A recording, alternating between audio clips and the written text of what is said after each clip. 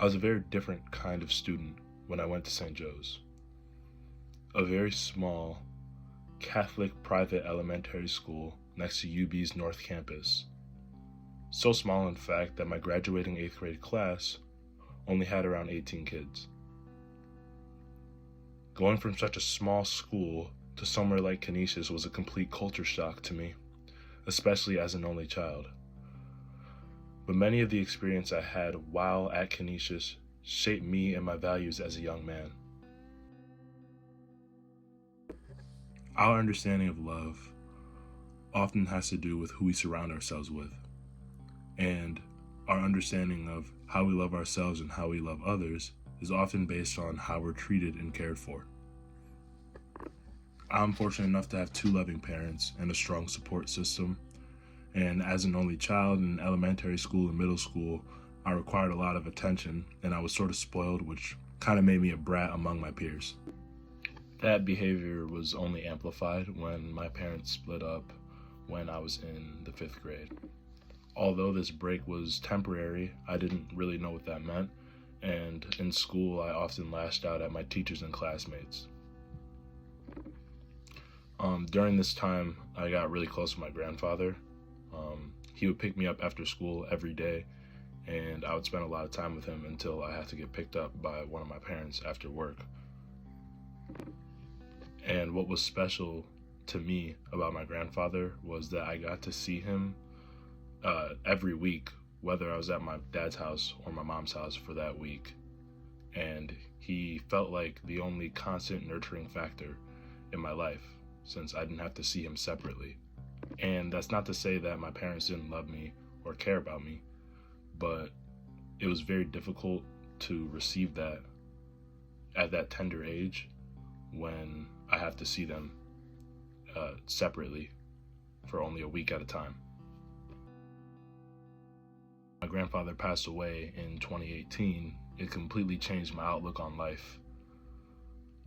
It felt really unfair to have someone that I cared about taken away from me without warning, and I sort of turned away from my Catholic upbringing. This time in my life stunted my understanding of things like compassion and empathy that I was supposed to develop at that age. And coming into Canisius, I didn't have the social skills to make friendships. I remember in my very first marking period as a freshman at Canisius, in my religion class, we learned the term agnostic, which means a person who claims neither faith nor disbelief in a God. I was very pessimistic about my religion during this time. However, I identified myself with this word, and I began to shape my worldview around it. So instead of outright denying God, I was more so questioning his presence and involvement in our lives. When the second quarantine of 2020 began during the winter of my freshman year, my parents had already been back together for some time, so I was in the house with them every day. I was also playing an unhealthy amount of video games with my classmates every day. And during this time, because there was no school and really nothing else to do, we were forced into a position to talk to each other about how we felt every day. During this time, I built a lot of friendships that I still have, and I grew a better appreciation for the friendships I already had. And without that, I don't think I would have developed those necessary social skills to keep and make platonic relationships moving forward in high school and in life. During my time here, I also learned how to handle my emotional maturity in romantic relationships. In my freshman year, I was dating a girl, and I didn't really understand the sacrifices that it took to be committed and put my everything into one person, into someone else that wasn't me.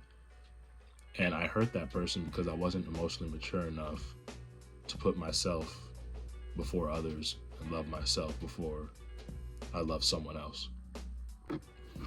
At the beginning of my sophomore year, I started dating a different girl who I thought was absolutely perfect. After about 2.5 years, for the second time, I learned that people fall out of love. A lot of the issues and arguments that her and I had towards the end of our relationship reminded me a lot about how my parents used to argue. But instead of taking a well-needed break like my parents did, we prolonged the relationship and forced it, which eventually led to an argument which ended our relationship. Growth is usually the direct result of failure. However, setting goals for yourself and not reaching them doesn't always guarantee growth. It always depends on how well you can respond to and bounce back from those failures, which may sound cliche, but it's true. My freshman year, I was a part of the freshman basketball team and the JV volleyball team. Both sports teams I didn't feel that I earned a spot for, and I was only put on the team for my height and not my skill. I was competitive in practice, of course, but I never got any time on the court with my teammates who were much more talented than me. With basketball, my goal was to improve to a point where I was good enough to start by my senior year. And because of that goal I set for myself, I stepped away from volleyball my sophomore year and went fully into basketball. I had a trainer that I paid for, and he had me play against players who were older than me, bigger than me, stronger than me. And I was training pretty much every day after school, getting dunked on and embarrassed by grown men. And I liked basketball. I was slowly seeing improvement, and I was willing to put the work in to earn what I wanted. But at some point, I discovered that liking basketball wasn't enough to earn what I wanted, and I had to love it.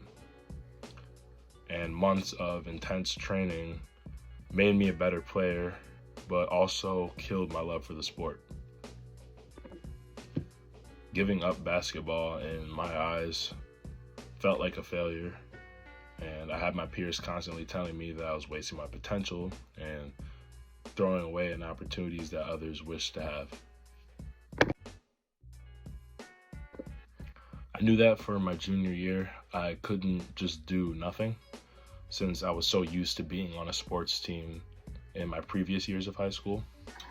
So I made the decision to go back to volleyball, where we ended up winning the Monsignor Martin Championship for the 23rd year in a row.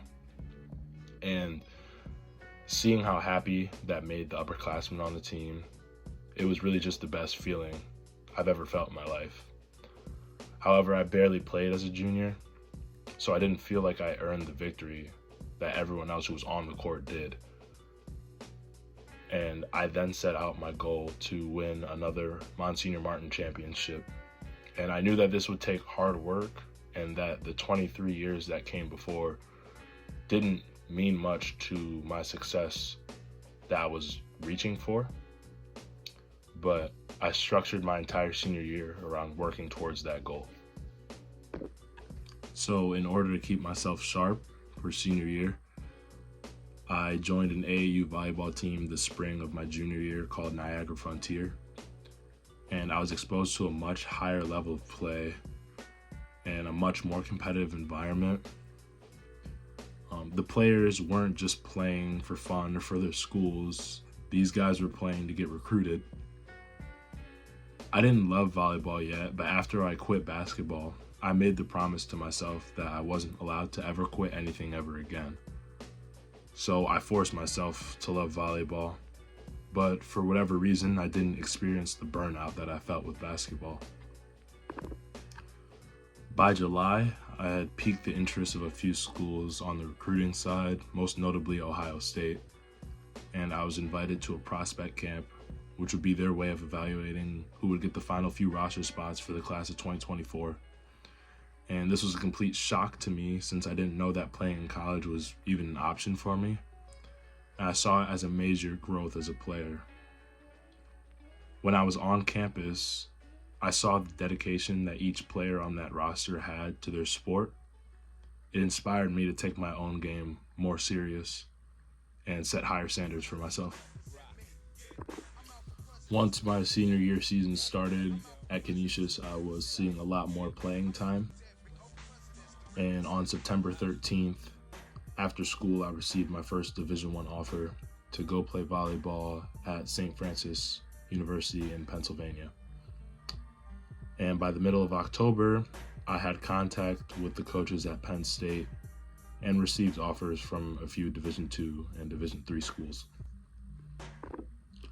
Towards the middle of my senior year season, I shifted my goal from only wanting to win the Monsignor Martin Championship to also wanting to get offers from Penn State and Ohio State, since those weren't concrete offers. So I had something to work towards in those two things. By Christmas Day, it had seemed like every goal that I set out for myself, I had failed. I didn't receive offers from Penn State or Ohio State, and we had lost the Monsignor Martin Championship, ending the 23-year streak. I felt betrayed by Ohio State and Penn State since I had had conversations with those coaches for months, and losing the Monsignor Martin Championship was most definitely worse, and it soured my senior year entirely. Although these were great disappointments to me, I realized that athletes who achieve their goals fail dozens of times before they get their biggest victory. The setbacks they face become motivation and learning tools.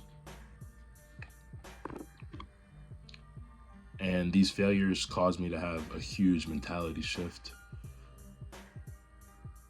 My failures only motivated me to work harder and continue to sharpen my skills instead of feeling discouraged. To me, the growth I had was up here, not so much in my development as a player, although I had gotten better. Had I not faced that adversity, I wouldn't have been able to gain that part of my work ethic. I know that coming to school and being here every day for a lot of us can be tedious, can be a pain, but one thing that I love about it is that everyone in here, dozens of people, care about your development. They care about you as a person and how you change as a young man. And this project made me sort of realize that coaches, teachers, friends, even priests that I barely talk to and should probably talk to more, they all care about you. They all care about me. And for that, I'm extremely grateful.